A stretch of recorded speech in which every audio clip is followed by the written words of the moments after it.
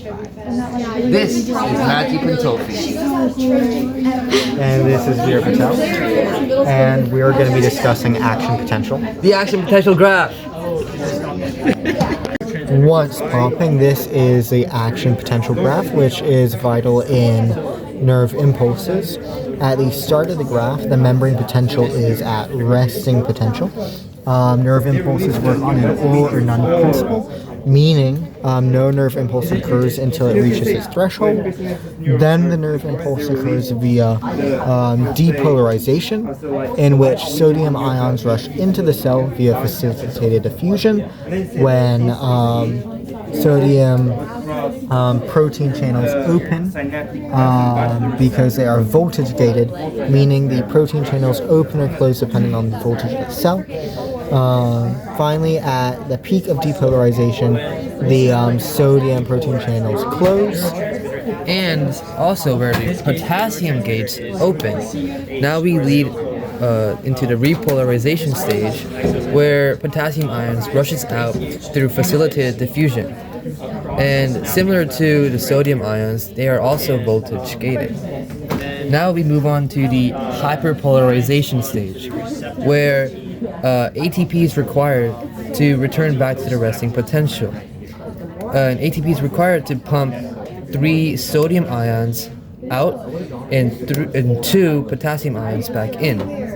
Now we are back at the resting potential, where the cycle continues. Hello, my name is Daniel Pham. Hello, my name is Sophia Julian. We are going to be explaining the cholinergic Synapse.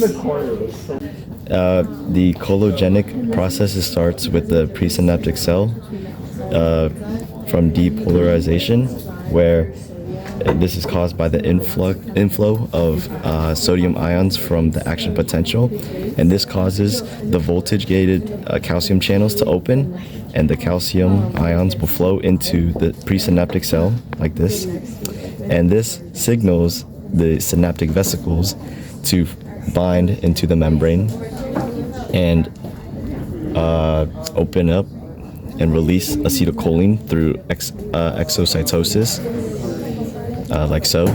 Oops. Okay. And this will go across the synaptic cleft and bind into the neurotransmitter receptors over here. Yes, and after binding to the neurotransmitter receptors on the postsynaptic cell, this binding of the acetylcholine opens up the sodium channels, and the action potential is initiated again in the postsynaptic neuron, which leads to the I guess we have vastly different. which leads to the Come on, that's like Okay, I'm gonna restart from my part. Okay. okay. Should I pause? No, keep going. Okay. So after. Are you restarting? Okay. After the acetylcholine binds to the neurotransmitters on the postsynaptic neuron, the binding of the acetylcholine opens up the sodium channels, and the action potential is initiated in the postsynaptic neuron.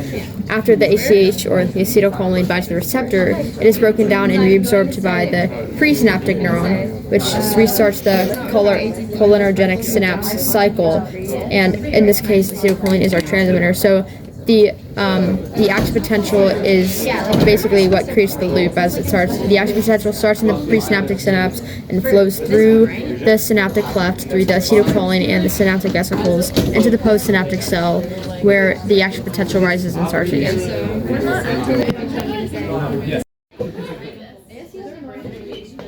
Okay, go. Hello, my name is Daniel Pham.